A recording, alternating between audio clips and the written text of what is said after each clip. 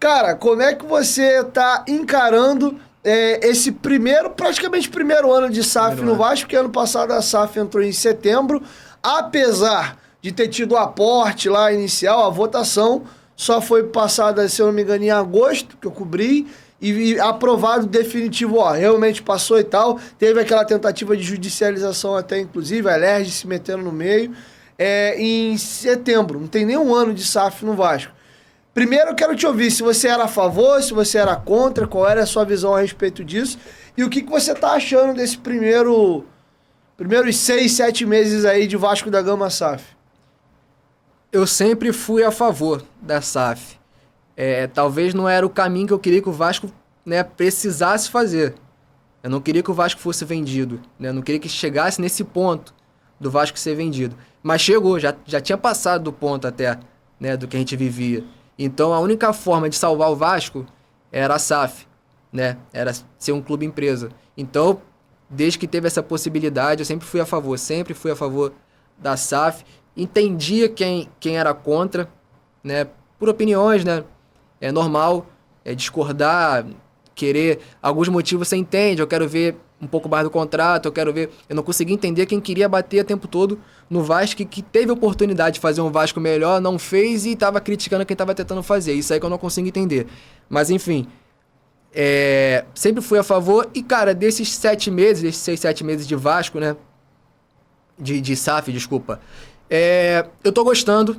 Eu costumo dizer que eu tô no meio termo disso aí, cara, porque tem gente que mete bronca, reclama de tudo, critica tudo como se tivesse uma merda, e tem outros que estão achando que tá mil maravilha. Não é, eu acho que eu tô no meio termo disso.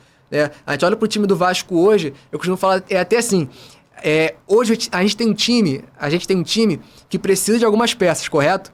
Antigamente, a gente não tinha nem um time, pô. Então, pra tu ver evolução, salários em dias, estrutura, não tem o que falar, irmão. A gente tá tendo paz, pô. A gente tá tendo paz pra ver o Vasco jogar. Pros jogadores trabalharem. A gente foi no mercado e contratou. Então, tipo assim, não tem o que eu reclamar. Mas, assim, nada na vida, em nenhuma situação da vida, a gente pode se acomodar. Então, a gente não pode se acomodar a isso. Senão, a gente não vai caminhar, pô. Então, a gente tem que continuar cobrando, criticando quando tem que criticar. Diferente de você reclamar de tudo. Então, assim... eu tô gostando do caminho que o Vasco tá levando. Espero que caminhe dessa forma e que vá melhorando, entendeu? Você falou que tá no meio termo, né? Acho que a gente não pode acomodar. Por que você tá no meio termo? O que tá te incomodando? Quais são as coisas que você pontua do que você viu na SAF do Vasco até aqui? Cara, a questão de meio termo é mais por ter pés no chão, pra você não se iludir. Por exemplo, em 2020, como a gente se iludiu? Terceira rodada, a gente era líder, entendeu? Não ter ilusão. É você ter reconhecimento do trabalho que está sendo feito, é você entender que está sendo feito. Mas, por exemplo, eu esperava realmente nessa transição um cara de nome, um camisa 10, sabe? Que eu tenho esperança que venha no meio do ano. Mas, assim, são pontos que a gente não pode deixar passar, entendeu? A gente tem que criticar, tem que cobrar realmente, né?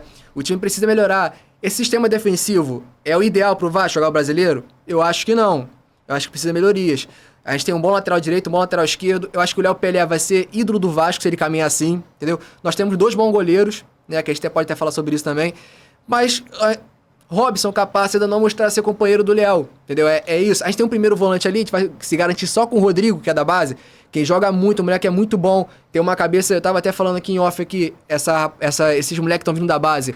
Eles estão subindo com... O Vasco tá muito bem de psicólogo. Que os moleques estão subindo com uma cabeça, irmão, que parece que os caras têm 30 anos, mas os moleques estão segurando a marimba com 18, com 20 anos. Então, assim, mas a gente vai jogar toda a responsabilidade nele.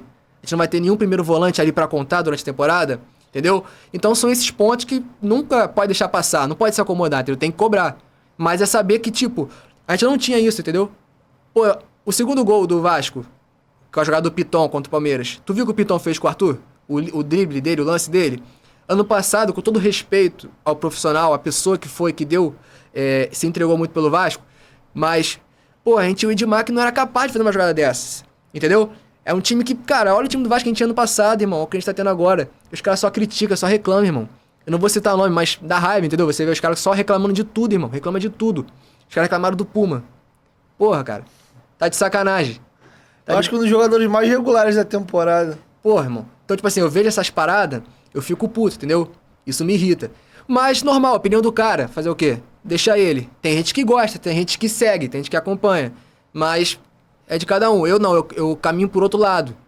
Eu gosto de apoiar, gosto de motivar, né, a torcida. Inclusive foi até dessa forma que surgiu a Tropa do Amém, de motivando ali. Mas botando o pezinho no chão, sabendo a realidade do time pra poder nunca deixar a peteca cair, irmão. Senão já era.